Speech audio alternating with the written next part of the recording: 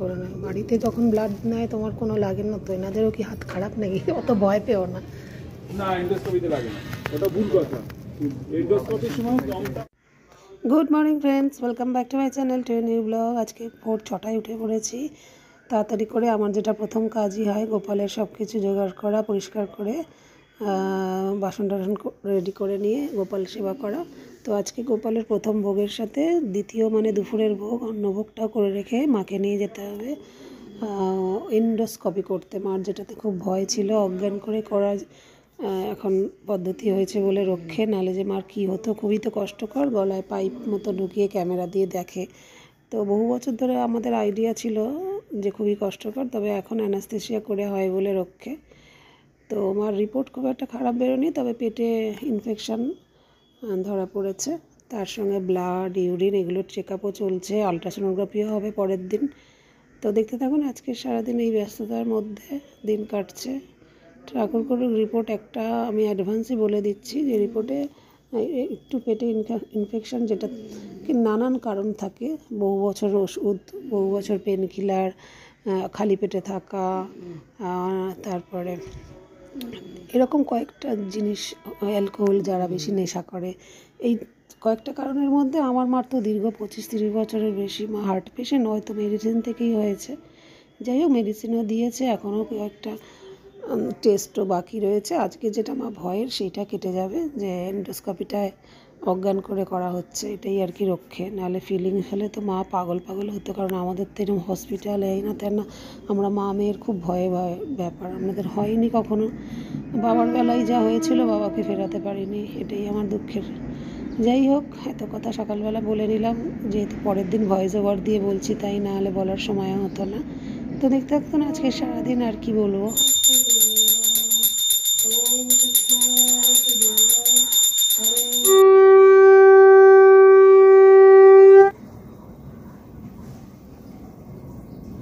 বিশ্বনাথ 8টার সময় মঙ্গলবারের সকালের ভোগ লাগলো।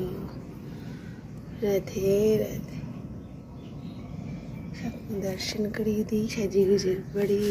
হরে কৃষ্ণ কৃষ্ণ কৃষ্ণ হরে হরে, রাধে রাধে।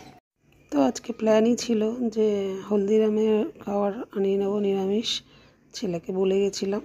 আর মার তো ওসব চলবে না, বিশেষ করে এখন তো নাই। তো মার ওই মুসুর ডাল, একটু আলু সিদ্ধ, এইসব ঘরোয়া করে রেখে যাচ্ছি। মঙ্গলবার যেহেতু মাকে মানামানির দরকার নেই, ডিম করবো ভেবেছিলাম, সিদ্ধ করতে আর কতক্ষণ। তো আমার প্রায় 9টার মধ্যেই সমস্ত কমপ্লিট হয়ে যাবে। একটু আলুর দম করে রাখবো, কেনা রুটি অর্ডার দিয়ে দিয়েছি। আর ওই কেনা হলদিরামের পুরো লাঞ্চ সেট আসবে আমাদের জন্য, কারণ আমি মাকে নিয়ে দৌড়ালে বাড়িতে তো আর কেউ করার নেই, রান্নার মেয়েও এখন নেই। আসবে করে গত 2 দিন ধরে নতুন একটা, সেও পাচ্ছি না। তো মোটামুটি এই সকালবেলার আলুর দম, আলু সিদ্ধ, ডাল ভাত এইসব করে নিচ্ছি ঝটপট করে, তারপরেই বেরোবো 9:30। 11টায় ডাক্তার আসবে যেহেতু, আর তার আগে ইউরিনটা আর ব্লাডটা আমি মাকে নিয়ে অন্য ফ্লোরে দিয়ে আসবো। তো বিশ্বপ্রকাশ তো সঙ্গে যাচ্ছে, ক্যাব নিচ্ছি না। তো যাই হোক, অসুবিধা নেই, ছেলে ঘরে থাকবে।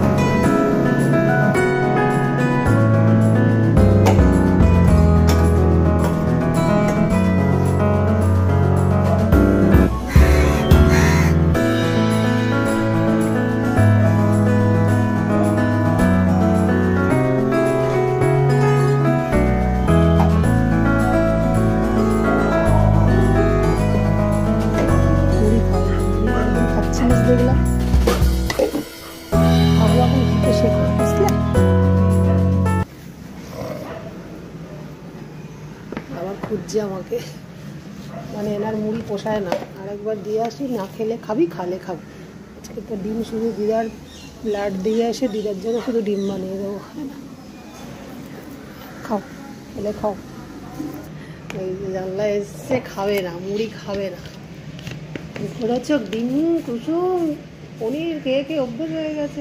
দাঁড়া, পনির বলতে মনে পড়লো, ফ্রিজে একটুখানি আছে।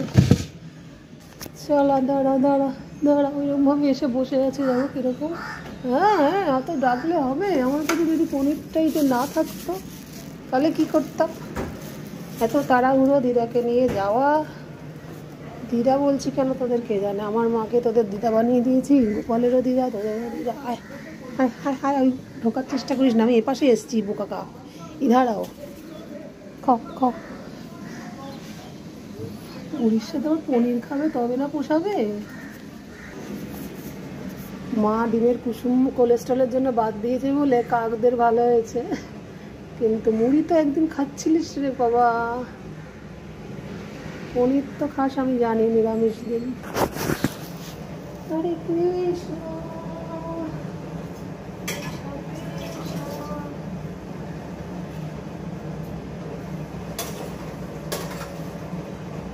আজকে একটা ভরসা হলো, হলদিরাম থেকে অকেশনালি আনাতাম, আজকে প্রয়োজনে ছেলে যেহেতু পড়াশোনার চাপ চলছে, কি তার মধ্যে ওইটুকু করে দিতে পারবে।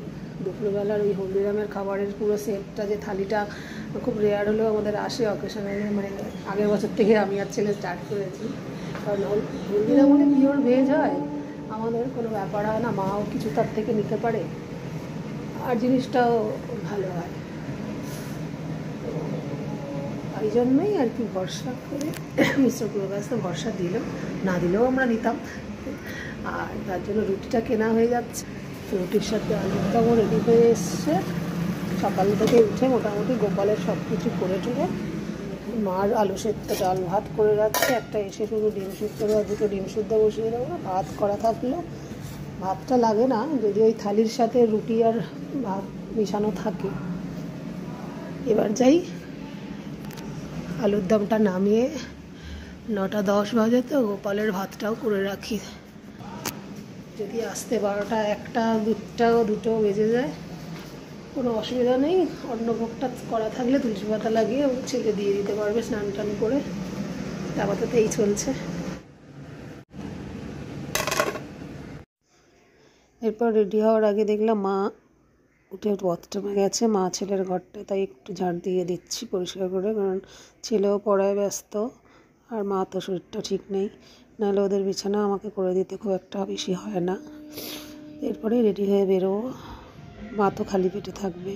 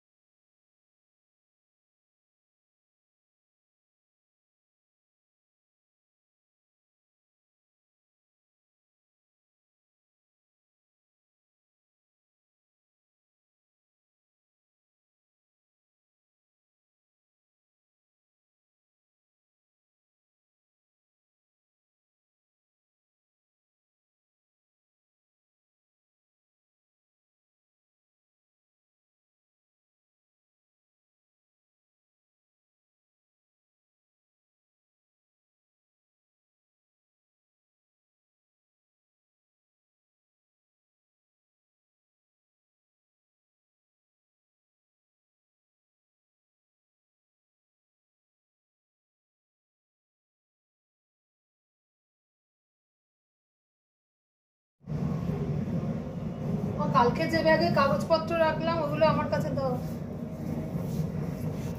এখন পাক্কা 10:30, আর একটু আগে বেরোলে ভালো হতো। মিস্টার পুরোগাছ তো যেহেতু নিয়ে যাচ্ছে, ক্যাব ভাড়া করছি না, তাই ওর একটু পুজো দিতে সময় লাগে, দেরিতে শুরু করে। আমি বললাম হাফ করে রাখে, চলো আমাদের ছেড়ে আসো। তাই এখন খেয়ে নিচ্ছে। আমার ছেলের খাওয়া হয়ে গেছে, মা তো খালি পেট, একটুখানি হাফ কাপ চা খেয়েছে, তাও যেহেতু খালি পেটেই সব দিদাকে টেক্সট করতে হবে। এমনিও কি খায়, তবুও তো এনশিওর খেতে পারবে না, মুড়ি খাচ্ছে না। চলো টাটা বাবা, তুমি তোমার অর্ডার দিয়ে রাখো, ঠিক আছে। মন দিয়ে পড়ো, কোনো দরকার পড়লে সব ছিটকিরি ফিটকিরি দিয়ে রাখবো কিন্তু দিনের বেলা আর কি, বাবা তো চলে আসতেও পারে।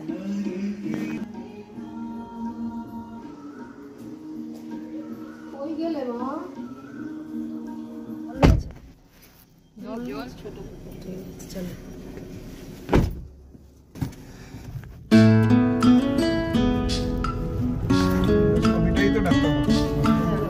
গিয়ে আগে ব্লাডটা দেওয়া, আগে কোনটা আগে দেখি।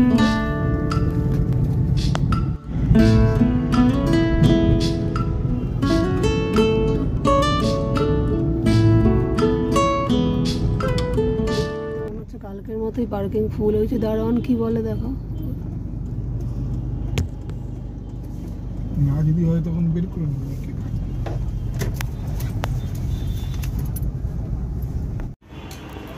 পুরো পাক্কা 11টায় ঢুকছি।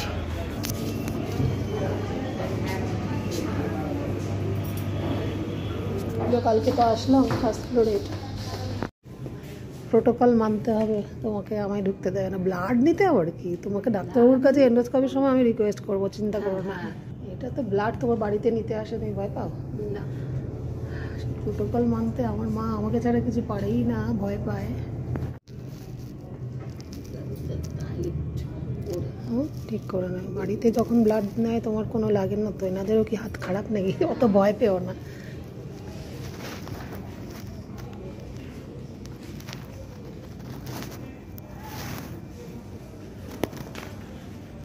এন্ডোস্কোপিতে লাগে না, ওটা ভুল কথা। এন্ডোস্কোপির সময় দমটা ভালো করে নেবেন। ব্লাডটা হয়ে গেছে মার। বাবা সেকেন্ড ফ্লোরে এলাম। এবার মার এন্ডোস্কোপি ডক্টরবাবু করবেন। তোমার বা হাত দিয়ে কিছু করো না, এখানে বসো। ওই হাতটাকে বেশি ইউজ করো না।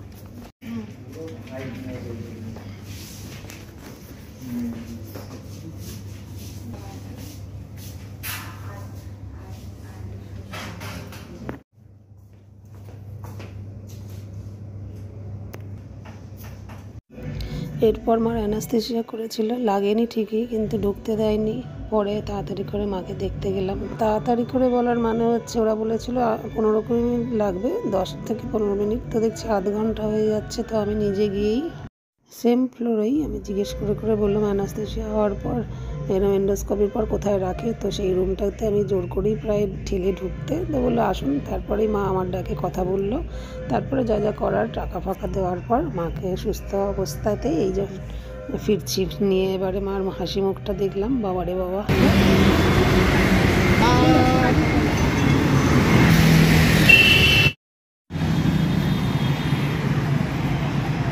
ও খুঁজছে আর আমরা এদিকে চলে গিয়ে খুঁজছি।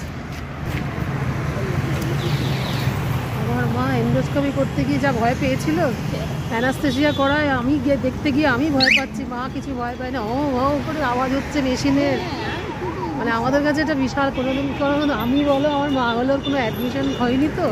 যাই হোক এবার যাচ্ছি, এবার ভাষার কি ছিলি বলে খাবি খাবি। এবারই যাচ্ছি ইউএসজিটা একদিনেই করে নিই, খালি পেট আছে। ধরো এটাতে উঠে যাও, একটু গাড়িটা এগো।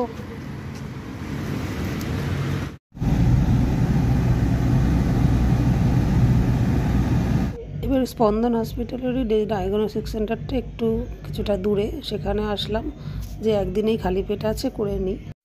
আলট্রাসোনোগ্রাফটাও করিয়ে নিয়ে, কিন্তু দেখলাম ওনারা বললে সময় লাগবে। তাহলে তখনই 3টে বেজে যাচ্ছিলো, তার মানে হতে হতে 3:30।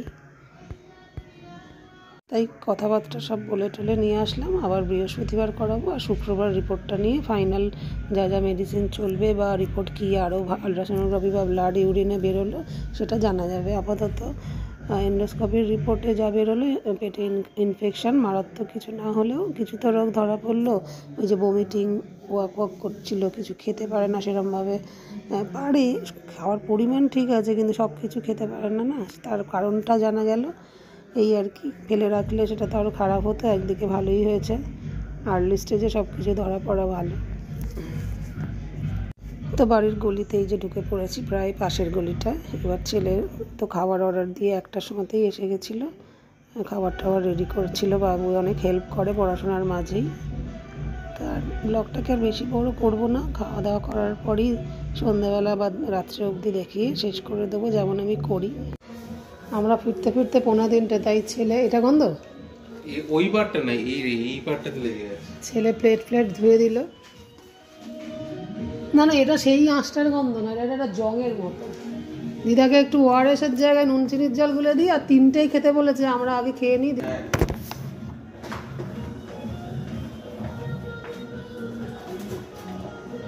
ওটা তোমার আমার গরম কর, আমি খুলে অন করে দিয়ে গেলাম। চলো, হয়তো একটু পনিরটা খেতে পারে, আর আলুর দম আছে, ডাল আলু সেদ্ধ, ওটাই খাও, ওটাই ভালো বাবা।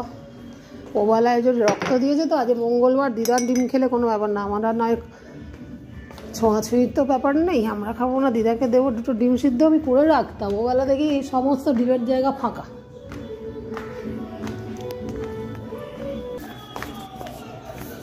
বাবু আবার সকাল সকাল গোপালকে প্রথম ভোগ দিয়েছি বলে ও কোন সকালে দিয়ে দিয়েছে, এই দুপুরে 1টার মধ্যে, আমি দিই 2টোয়।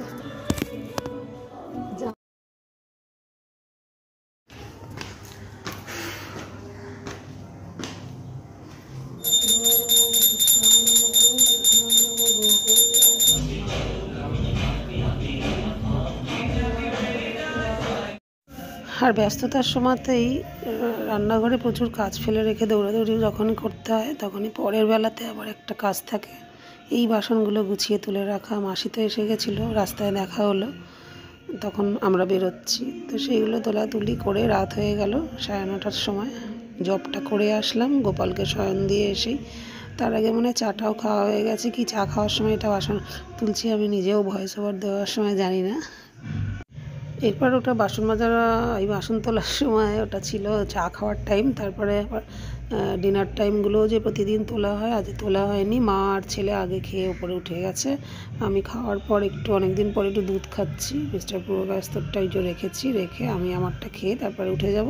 তো আজকের মতো ব্লগটাকে এখানেই শেষ করছি, দেখা হচ্ছে নেক্সট দিন একটা নতুন ব্লগ নিয়ে।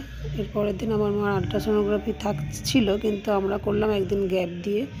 তো এখন মোটামুটি এই চলবে, মাকে সুস্থ করাটাই এই কদিনের আমার মেন উদ্দেশ্য, যেটা হয় স্বাভাবিক। তো দেখা হচ্ছে নেক্সট দিন আবার কি হয় না হয় সব কিছু নিয়ে আমার ডেলি লাইফস্টাইল। টাটা।